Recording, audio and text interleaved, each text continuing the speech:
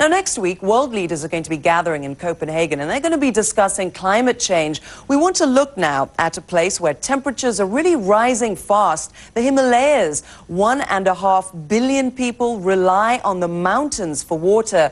As James Mates tells us, the glaciers there are melting fast. The Mount Everest Massif, as high, as bleak and as cold a region as you will find anywhere on Earth. It seems impossible that here, of all places, the ice frozen onto the slopes of these giants could be melting.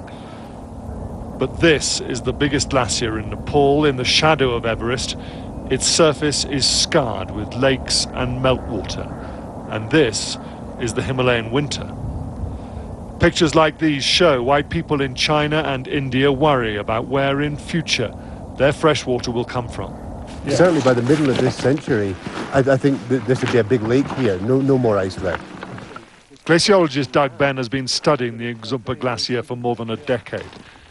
We walk across a rocky moraine that covers the ice, past pools of standing water to an ice cave, the surest sign that this glacier is in big trouble.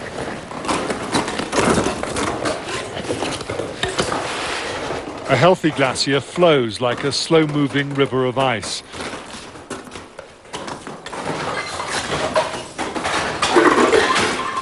The fact that we can work our way through this frozen catacomb is a sign the Ngzumpa is stationary and rotting from the inside. Just take a little care with that, looks a bit fragile there.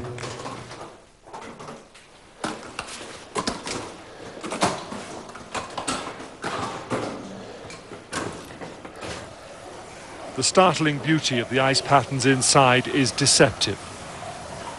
These have been carved by meltwater from the ponds and lakes we saw on the surface, working its way deep down into the glacier itself. And the blocks that we're standing on here, they've fallen from the walls. These are all were in the ceiling ones? Exactly, that's right. These are collapsed down from the ceiling.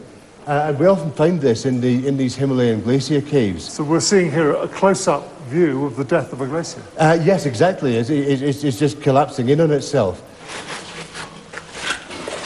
As we head deeper into the cave, we are forced onto our hands and knees. The further we go, the more convinced Doug and his team become that without a substantial fall in temperatures here, at least 10 to 15 kilometers of this enormous glacier is finished. It is quite clear what is happening here. What isn't yet clear is how serious it is. There are some scientists who are very worried about what will happen when all this fresh water locked up in ice in these glaciers is no longer available to feed the rivers of Asia. Others believe that that is alarmist, but given how serious the problem might be, it's high time we found out. Doug Ben is one who shies away from extravagant claims. Intuitively, one can say, if these glaciers disappear, then there's a problem. But we need much more detailed work to be done to say exactly what the impact will be in particular areas. Is it important that work is done? Absolutely, it's vitally important that that work is done.